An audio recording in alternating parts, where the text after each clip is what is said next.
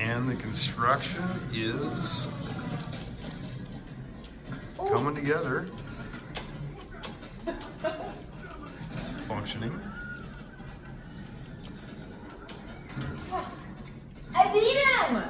All right, guys. So today we're going to start on the first step of assembling the pinball machine, the virtual pinball cabinet, which I've previously done videos showing the hardware. But today we're going to talk briefly about, obviously, the first step, which is the cabinet construction after purchasing all your hardware. First part is obviously sourcing out your cabinet, whether that's going to be you constructing it on your own, or whether you're buying a flat pack kit from VirtuPin or eBay or wherever you're going to get your cabinet. I have the tools and everything to make the cabinet myself. I honestly was in a time crunch, so I went ahead and went with VirtuPin, the flat cab, and I'm very impressed with the quality. It's all solid woods. It's like maple plywood, and then all the support beams and everything are solid wood as well. There's only a couple parts that are MDF, and they needed to be MDF, such as the speaker enclosures. You will have to ask Paul to send you the installation instructions, which I really didn't even need, but I just wanted to make sure nothing was going in backwards.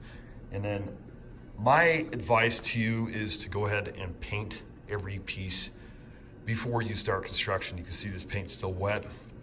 I just got done painting it. It's a lot easier to roll the paint on while they're flat. Obviously, you don't want to get your joints because you're going to glue those, but roll it on while it's flat, and then when you assemble it all, you might have to go over it with a brush just to get some touch-up spots. Even if you plan to wrap them, you need paint on this wood. Keep this in mind. This, if you try to stick vinyl straight on wood, it doesn't like to stick straight to wood. So put some paint on it, even if you're gonna wrap it.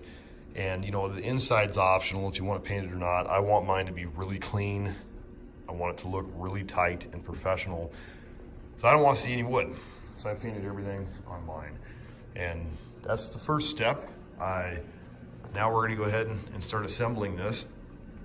We have lots of little pieces to the backboard. Here's the bottom of the cabinet. And I'm gonna go ahead and use fasteners. The correct fasteners for this is to use either a brad gun or some screws. I'm recommending using these trim screws. They're square nose. They're very flat. They're very small screws. They'll recess nice. They have a square drive, so you can kind of recess them good. And they're thin enough to where they won't split your wood while you're screwing. A few minutes into the build, figured I'd show you where we're sitting here. You can see why I said to not paint these joints, so your glue will stick really well. You can see how tight it is after you get it complete.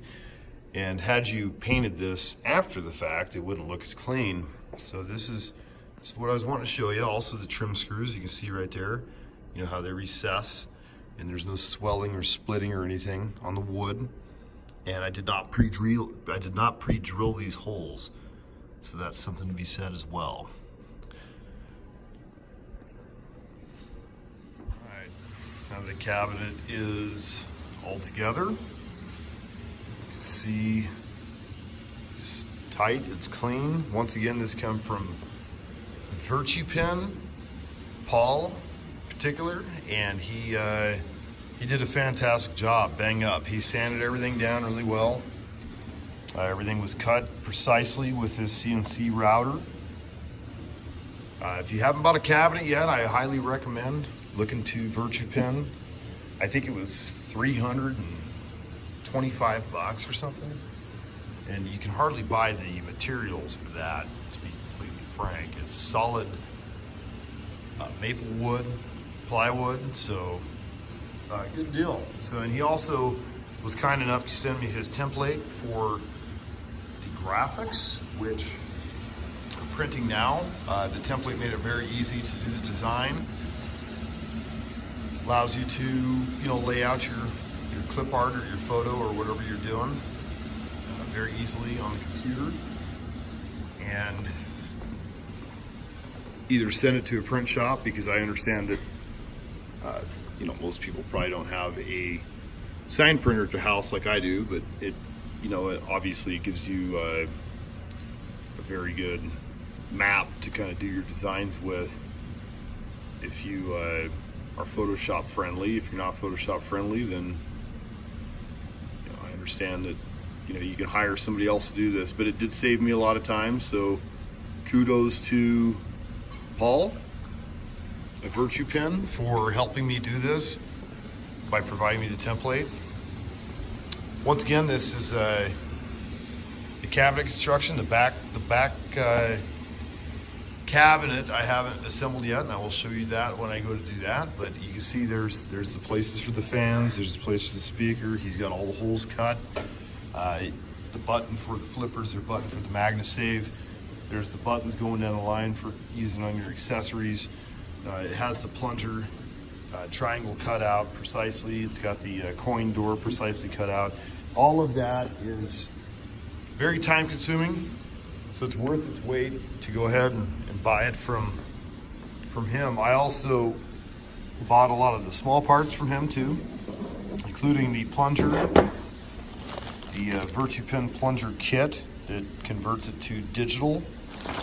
I also bought all the hardware, the lock bars, everything, legs, the coin op door got from him. This is a Data East coin op door. So very simple. Save yourself some time. Got the button kit from him as well. So